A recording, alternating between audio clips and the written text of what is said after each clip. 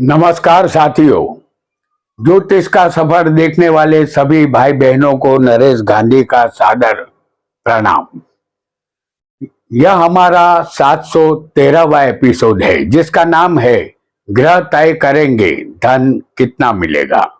जी हाँ दोस्तों, आज हम एक बहुत ही महत्वपूर्ण विषय पर बात करने वाले हैं। आज हम धन की तिजोरियां खंगालेंगे। जन्म कुंडली के माध्यम से किसको कितना धन मिलेगा यह जन्म कुंडली ही बता देगी।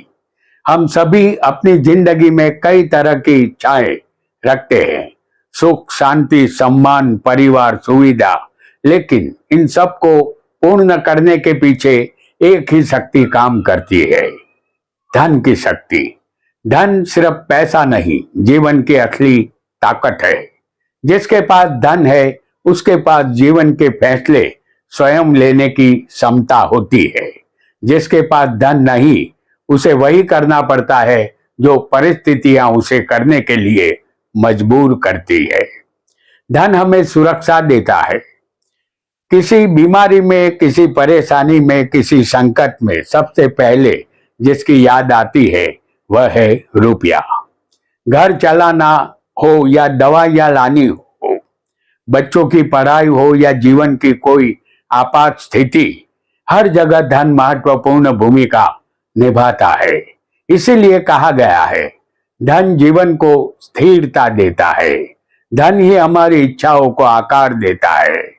हम सभी चाहते हैं बेहतर घर, बेहतर गाड़ी, बेहतर शिक्षण और बेहतर जीवन। ये सभी चीजें हमारी इच्छाएं हैं, लेकिन इन्हें पूरा करने का आधार सिर्फ और सिर्फ धन होता है। धन न हो तो बड़ा सपना भी छोटा लगने लगता है, और धन हो तो छोटा विचार भी बड़ा बन जाता है।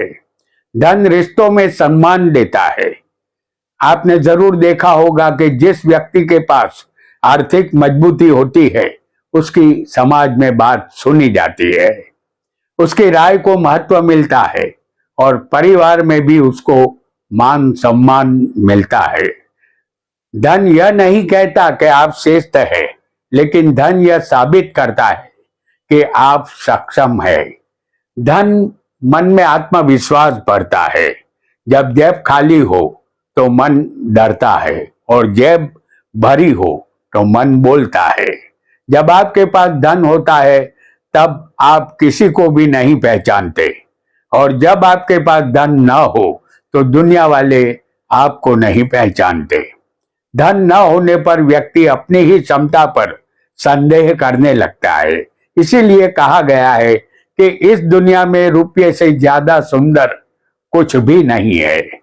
धन सेवा करने की शक्ति देता है। धन सिर्फ अपने लिए नहीं होता।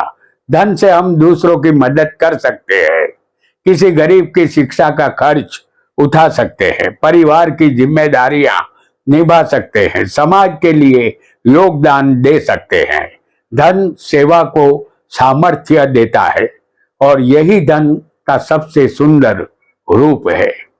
धन इंसान को स्वतंत्र बनाता है। धन स्वतंत्रता का दूसरा नाम है। जिसके पास धन है वह अपनी राह स्वयं चुनता है।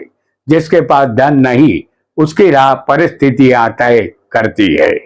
धन जीवन का सबसे महत्वपूर्ण अंग है। यह न तो सब कुछ है और न ही इसके बिना कुछ है। धन जीवन को शक्ति देता है, परिवार को सुरक्षा देता है और व्यक्ति को आत्मविश्वास देता है। इसीलिए धन को सिर्फ कमाइए नहीं, धन को समझिए, धन का सम्मान कीजिए और धन का सही उपयोग कीजिए। यही है धन का वास्तविक महत्व। आइए कुंडली के माध्यम से हम जानेंगे कि ग्रह कैसे तय करते हैं कि किसको कितना धन मिलेगा। वीडियो को लाइक करें, शेयर करें और हमारे चैनल ज्योतिष का सफर को सब्सक्राइब करें। धन्यवाद। सबसे पहला धनवान बनने का योग धनेश और कर्मेश की युति केंद्र या त्रिकोण में बनी हो। आपके सामने एक उदाहरण कुंडली हम पेश करेंगे। यहां आपके सामने हम मेष लग्न की कुंडली लाएंगे, जो कि ये काल पुरुष की कुंडली होती है। तो इस कुंडली में धनेश शुक्र है और कर्मेश शनि है। जैसे हम आपको चौथे भाव में दिखाएंगे, धनेश शुक्र और कर्मेश शनि। आपको अपनी कुंडली में जो धनेश और कर्मेश बने उसे केंद्र या त्रिकोण में समझना है।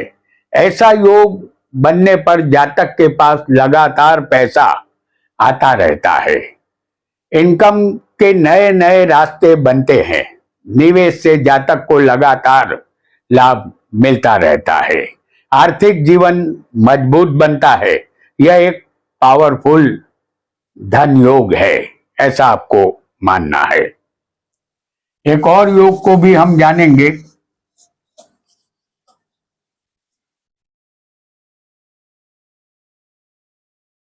धनवान बनाने वाला दूसरा योग आपकी कुंडली खोलिए और देखिए। केंद्र में सभी शुभ ग्रह बैठे हैं। केंद्र स्थान पहला, चौथा, सातवां और 10वां होता है। इसे केंद्र भाव कहते हैं। इनमें सभी ग्रह शुभ ग्रह मौजूद होने चाहिए। आपका लग्न यहां कोई भी हो, पहले हम आपको गुरु को दिखाएंगे, जो एक शुभ ग्रह है। चौथे होगा चंद्र, यह भी एक शुभ ग्रह माना जाता है। और सातवें होंगे शुक्र और बुध।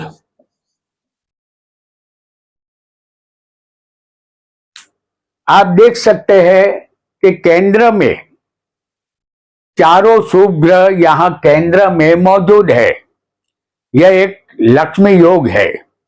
जातक सीधे रास्ते पर चलकर लक्ष्मीवान बनता है और अपनी मेहनत और क्षमता से धन कमाता है। अपने कर्म से वह कमाई करता है। जीवन भर स्थिर इनकम ऐसे जातक की रहती है। एक और योग को बहुत जल्दी से हम जान लेंगे। अब जानेंगे कुंडली में धनेश और लाभेश का संबंध। वैसे तो यह योग देखने में सामान्य लगता है, लेकिन जातक को धनवान बनाकर ही छोड़ता है। फिर एक बार उदाहरण कुंडली हम यहां मेष लग्न की पेश करेंगे और यहां पर मेष लग्न की इस कुंडली में धनेश शुक्र है और लाभेश शनि है। इसे हम आपको लग्न में दिखाएंगे। शुक्र जो धनेश है और लाभेश जो शनि है। हालांकि आपकी कुंडली में यह धनेश और लाभेश की युति किसी भी भाव में हो सकती है। तो आपकी कुंडली में धनेश लाभेश किसी भी भाव में हो, या समझिए कि लाभेश जो धन भाव के मालिक है, माफ कीजिएगा, लाभेश जो 11वें भाव के मालिक है, और ये धनेश के साथ परिवर्तन योग भी बनाएंगे तो चलेगा, या युति बनाएंगे तब भी चलेगा। तो इनकी युति या दृष्टि संबंध या कोई भी परिवर्तन योग या संबंध बना हो, तब भी यह धन योग मान्य होगा। हम युति आपको बता चुके हैं। जातक की इनकम और सेविंग दोनों मजबूत होते हैं। व्यापार में बेशुमार लाभ मिलता है। धन का इंतजार कभी करना नहीं पड़ता। धन की खिड़की सदा खुली रहती है। अचानक धनी बनने के अवसर जातक को मिलते रहते हैं। बहुत जल्दी से एक अन्य योग को भी जानेंगे। आपकी कुंडली में कर्क राशि में बुध कहीं भी बैठा हो, जान लीजिए कर्क राशि में बुध कहीं भी बैठा हो, जैसे हम यहां आपको दिखा भी देते हैं लग्न में, तो ये बुध कर्क राशि में कहीं भी बैठा हो और 11वें लाभ भाव में शनि बैठा हो,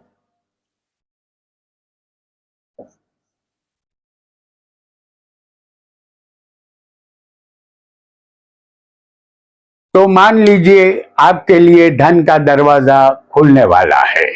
उदाहरण कुंडली हम कर्क लग्न की पेश कर चुके हैं। इस कुंडली में लग्न में हमने बुध को दिखाया है। हालांकि आपकी कुंडली में बुध कहीं भी बैठा हो सकता है और 11वें हम शनि को दिखा रहे हैं। यह शनि 11वें आपकी कुंडली में कंपलसरी होना ही चाहिए। बुध चाहे कहीं भी होगा, कर्क में चलेगा, लेकिन 11वें भाव में शनि कंपलसरी होना चाहिए। ऐसा योग जीवन में एक समय अचानक उछाल आता है। अचानक बिजनेस में तेजी की वजह से लाभ मिलता है और जातक के जीवन में बार बार ऐसा होता रहता है। उसे धन की कमी कभी महसूस नहीं होती।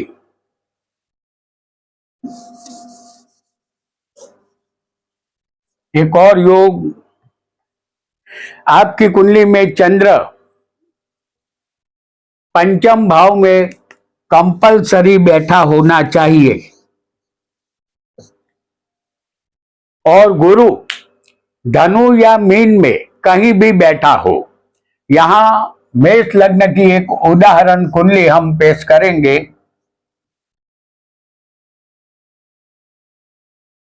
गुरु धनु या मीन राशि में ही होना चाहिए, स्वग्रही, और कंपलसरी चंद्र पंचम में होना चाहिए। तो यहां पंचम में चंद्र सिंह राशि में हम दिखा चुके हैं और गुरु को हम दिखाएंगे नवम भाव में।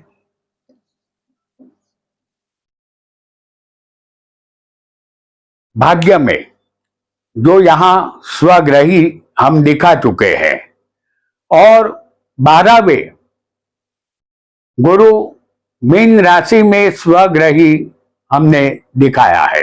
गुरु इन दो में से किसी भी एक राशि में स्वग्रही अवश्य होना चाहिए।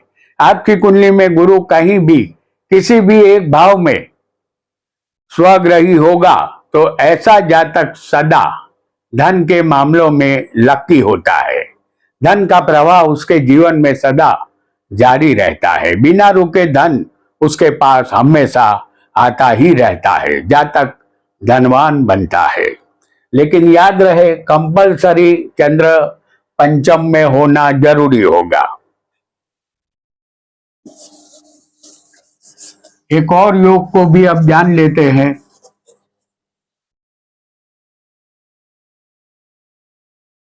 आपकी कुंडली में कर्क लग्न हो और लग्न में चंद्र मंगल और गुरु बैठे हो, जैसे आपके सामने हम कर्क लग्न की कुंडली ला रहे हैं, उसमें चंद्र मंगल और गुरु तीनों ग्रह एक साथ लग्न में बैठे हो। आपके सामने कर्क लग्न की ये कुंडली है। चंद्र मंगल और गुरु को हम लग्न में दिखा चुके हैं। चंद्र लग्नेश है जो स्वग्रही बलवान है। मंगल इस कुंडली में योग कारक बनते हैं, केंद्र और त्रिकोण के मालिक। जैसे हम आपको बता दें,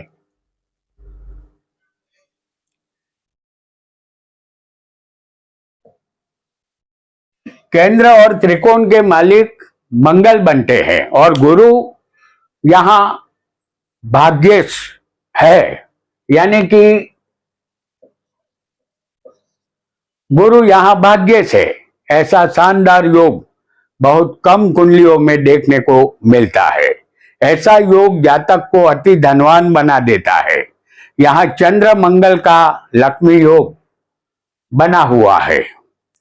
चंद्र गुरु का गज केसरी योग भी बना है और गुरु मंगल का मांगल्य योग भी बना है। यह तीनों योग जातक को करोड़पति बनने की तरफ ले जाता है। जातक के पास पैसा टिकता है, लगातार धन की वृद्धि होती रहती है, स्थायी संपत्ति का सुख जातक को मिलता है। जीवन भर जातक को धन की कमी नहीं रहती। तो ऐसा अद्भुत योग बहुत कम कुंडलियों में देखने को मिलता है और वह जातक लकी होते हैं। आपका कोई भी लग्न हो, पंचमेश पंचम में स्वग्रही हो, जैसे लग्न आपका कोई भी हो लेकिन पंचमेश जो बनेगा वो पंचम में स्वग्रही होगा और भाग्येश भाव में भाग्य में स्वग्रही हो तो जातक करोड़पति बनता है। आपके सामने उदाहरण कुंडली हम मेष लग्न की पेश करेंगे और यहाँ इस पंचम स्थान में सूर्य स्वग्रही बनेगा